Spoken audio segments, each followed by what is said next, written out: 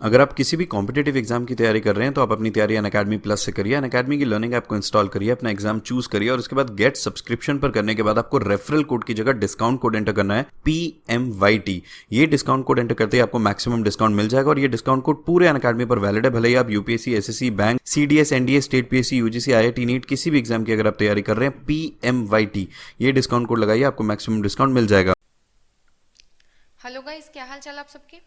देखो, SSC CGL 2020 के लिए अभी बहुत टाइम है। आपको अभी से अपनी तैयारी में लग जाना है और आपको अपनी तैयारी इस तरीके से करनी है, अपनी प्रिपरेशन, कि आप एक ही अटेम्प्ट में एसएससी सीजीएल क्रैक कर सको। ओके, इस वीडियो में मैं आपको बताने वाली हूँ book list based on latest TCS pattern. कौन सी चीज़ पढ़नी है, कहाँ से पढ़नी है, ये सारी चीज़ें हम इस वीडियो में डिस्कस करेंगे। एंड तक वीडियो को ज़रूर देखना, बहुत ही ज़्यादा इंपॉर्टेंट आपके लिए ये वीडियो है। एक बार सारी बुक लिस्ट देख लो, सारी कन्फ्यूजन दूर हो जाएगी। देखो, बहुत सारी चीज़ें हैं, आप अभी हर जगह कुछ ना कुछ अवेलेबल है ही, लेकिन कलेक्टिवली आपको कहाँ से कितनी चीज़ पढ़नी है ये मैं आपको बताने वाली हूँ।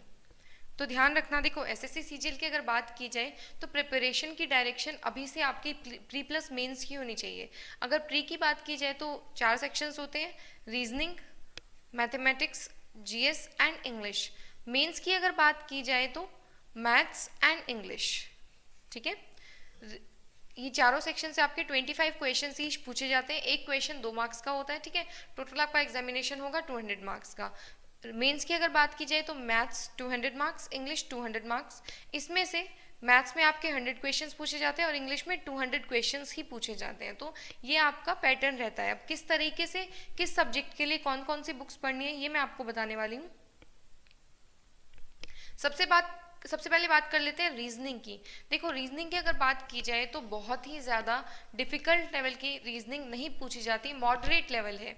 2018 से पहले तो बहुत ही इजी, अभी बस मॉडरेट लेवल है। ऐसा नहीं कह सकते कि बहुत डिफिकल्ट पूछी जा रही है। तो क्या कर सकते हो आप, चाहे तो यहाँ से जो डॉक्टर RS अग्रवाल की बुक है, यहाँ से आप verbal and non verbal reasoning सीख सकते हो।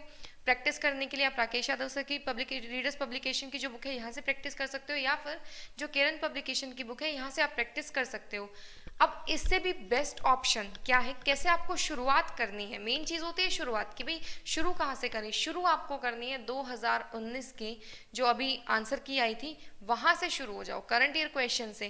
पहले 2019 के कर लो, फिर 18 के कर लो। अब 2019 में सिर्फ सीजीएल के करने हैं जी नहीं, आपको CHSL साथ ही साथ CPO, इसमें भी जो रीजनिंग के क्वेश्चंस पूछे गए थे वो करने हैं। अब ये जो CYQ रहेगा ये हर सेक्शन के लिए पेनेसिया है, ये तो आपको करना ही करना है, समझ रहे हो। इसके अलावा फर्दर प्रैक्टिस के लिए आप ये बुक्स से कर सकते हो। अब बात करते हैं मैथमेटिक्स की। अब मैथमेटिक्स में 2 चीज़ें होती है, अरिथमेटिक एंड एडवांस। अब दोनों ही टॉपिक्स के लिए आपको अच्छे से प्रिपेयर करना होगा। अरिथमेटिक से ज़्यादा क्वेश्चंस पूछे जाते हैं, एडवांस से इतने क्वेश्चंस नहीं पूछे जाते। हालांकि आपकी कमांड दोनों पे होनी चाहिए। यहाँ पे आपको सबसे ज़्यादा मेहनत की ज़रूरत है। ये वो एक सेक्शन है, ये वो एक सब्जेक्ट है जहाँ पे आपको सबसे ज़्यादा मेहनत की ज़रूरत है, क्योंकि ये प्री में भी पूछा जाना है और मेन्स में। तो अभी से अपनी जो प्रिपरेशन का लेवल है वो आप मेंस का रखो, क्योंकि अगर मेंस लेवल तक के लिए प्रिपेयर कर लिया तो प्री के तो कर ही लोगे। समझ रहे हो मेरी बात। अब यहाँ से बुक्स कौन से फॉलो की जाए। देखो, आप यहाँ से जो राकेश यादव सर की एडमेटिक के लिए बुक है वो फॉलो कर सकते हो, क्लास नोट्स, जिसमें एडमेटिक एंड एडवांस दोनों हैं। एडवांस के लिए पर्टिकुलरली जो एडवांस मैथ्स की बुक है वो फॉलो कर सकते हो, या जो अभिनय सर की प्ले विद एडवांस मैथ्स है, ये बुक्स आप फॉलो कर सकते हो। ये तो आपको करनी ही करनी है। देखो, प्रैक्टिस के लिए जो किरण की बुक आती है उसमें जो प्रीवियस ईयर क्वेश्चन है वो भी आप कर सकते हो। तो डिपेंड करेगा। अब यहाँ पे अगर इस बुक की बात की जाए तो आपको क्वेश्चन मिल ही जाएंगे। Getting my point. अगेन एक क्वेश्चन रहता है कि मैम शुरुआत कहाँ से करें। देखो, आप अगर किसी भी पर्टिकुलर एजुकेटर को फॉलो कर रहे हो तो वहाँ से आप मेथड सीख सकते हो और उसके बाद यहाँ से प्रैक्टिस कर सकते हो। प्रैक्टिस तो जितनी की जाए उतनी कम है। अब देखो, टारगेट आपका ज़रूर रहना चाहिए मेंस का। अपनी प्रिपरेशन आप रखो मेंस लेवल की, और शुरुआत कहाँ से करो। शुरुआत अगेन आपको जो 2019 के CGL प्री की जो आंसर कीज आई है उन पेपर से करनी है। यहाँ से शुरू हो जाओ, ठीक है। फिर CHSL, फिर CPO, इस तरीके से करते चलो। 2019 के कर लिए, फिर 2018 के कर लिए। इस तरीके से आपको क्वेश्चंस करना है, 2018 के भी, प्री के भी और मेंस के भी।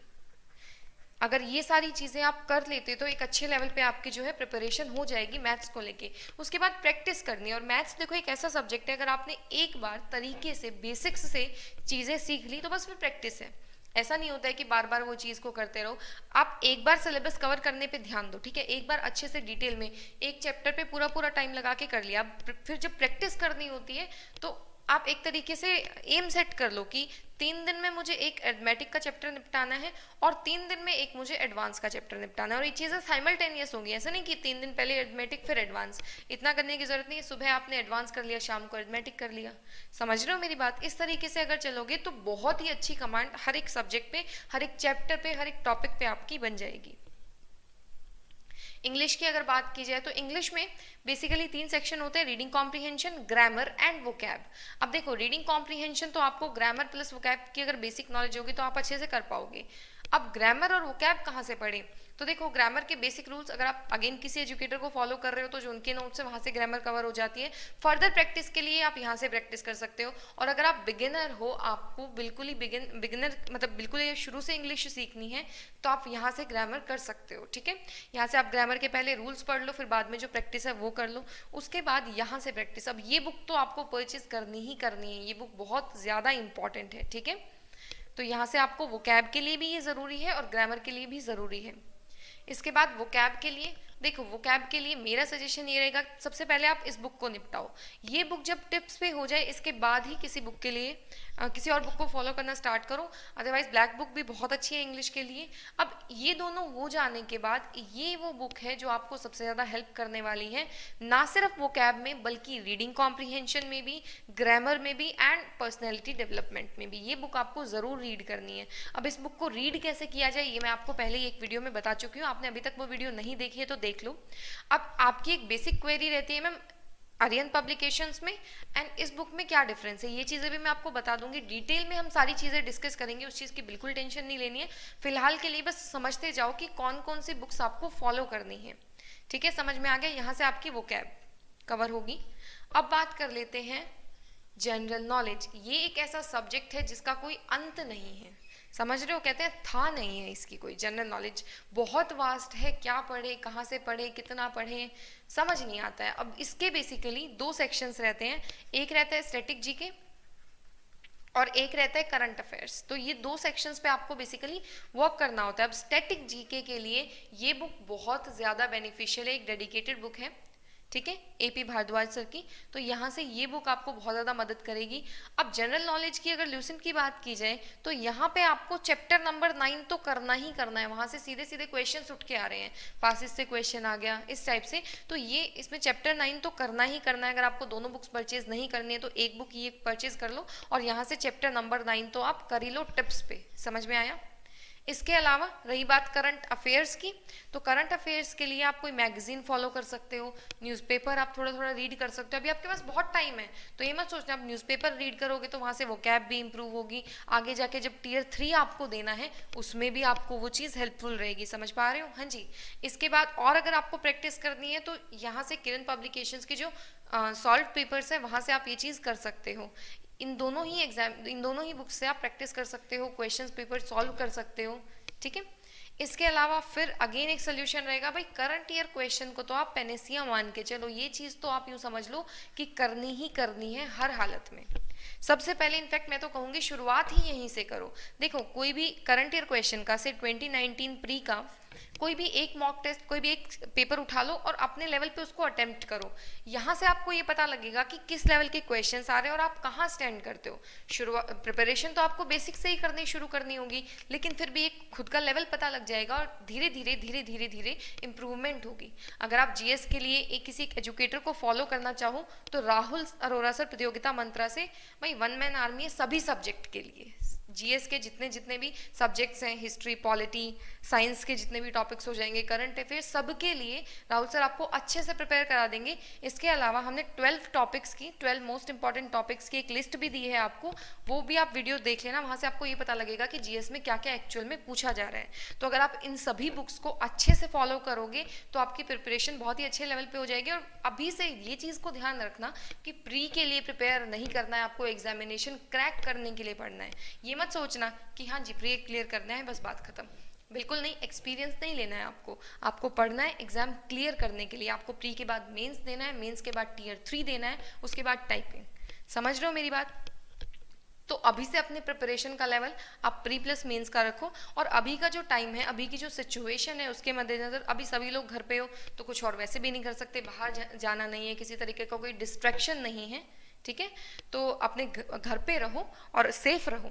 दूसरी बात, ये करंट ईयर क्वेश्चंस यहाँ पे मैंने लिखा है, ये चीज़ बहुत ज़्यादा इंपॉर्टेंट है, ये मैंने आपको हर सेक्शन में बताया है कि करंट ईयर क्वेश्चंस तो पैनेसिया हैं हर चीज़ के लिए, हर सब्जेक्ट के लिए, मैथ्स हो, रीजनिंग हो, इंग्लिश हो, जनरल अवेयरनेस हो, सभी चीज़ के लिए जो करंट ईयर क्वेश्चंस है ये तो आपको करने ही करने हैं। ये तो प्रॉपर नोट्स बना लो अलग से जिसमें लिख लेना ऊपर कि करंट ईयर क्वेश्चंस। अब करंट ईयर क्वेश्चन से मेरा मतलब क्या है? करंट ईयर क्वेश्चन से मेरा मतलब है वो एग्जामिनेशन जो टीसीएस ने कंडक्ट कराए हैं। भाई टीसीएस के कंडक्ट कराने के बाद जब से टीसीएस आई है बहुत सारी चीज़ों में चेंजेस देखने मिले हैं। इंग्लिश की अगर बात की जाए तो इंग्लिश का लेवल बहुत ही कम हो गया है। अब लेवल कम होने का क्या मतलब है? लेवल कम होने का मतलब है सीधे सीधे से सेंटेंसेस आ रहे हैं। मैथ्स की बात कर लो, एडवांस कम हो गया, एरिथमेटिक ज़्यादा पूछा जा रहा है, और एरिथमेटिक में भी कैलकुलेशंस, समझ रहे हो मेरी बात? तो बहुत ज़्यादा चेंजेस तो ऑफकोर्स आए ही हैं, इसीलिए मैं आपको करंट ईयर क्वेश्चन से स्टार्ट करने का जो है सजेशन देती हूँ। अगर आप किसी भी कॉम्पिटेटिव एग्जाम की तैयारी कर रहे हैं तो आप अपनी तैयारी अनअकैडमी प्लस से करिए। अनअकैडमी की लर्निंग ऐप को इंस्टॉल करिए, अपना एग्जाम चूज करिए और उसके बाद गेट सब्सक्रिप्शन पर करने के बाद आपको रेफरल कोड की जगह डिस्काउंट कोड एंटर करना है PMYT। ये डिस्काउंट कोड एंटर करते ही आपको मैक्सिमम डिस्काउंट मिल जाएगा और ये डिस्काउंट कोड पूरे अनअकैडमी पर वैलिड है। भले ही आप UPSC, SSC, bank, CDS, NDA, state PSC, UGC, IIT, NEET किसी भी एग्जाम की अगर आप तैयारी कर रहे हैं, PMYT ये डिस्काउंट कोड लगाइए, आपको मैक्सिमम डिस्काउंट मिल जाएगा।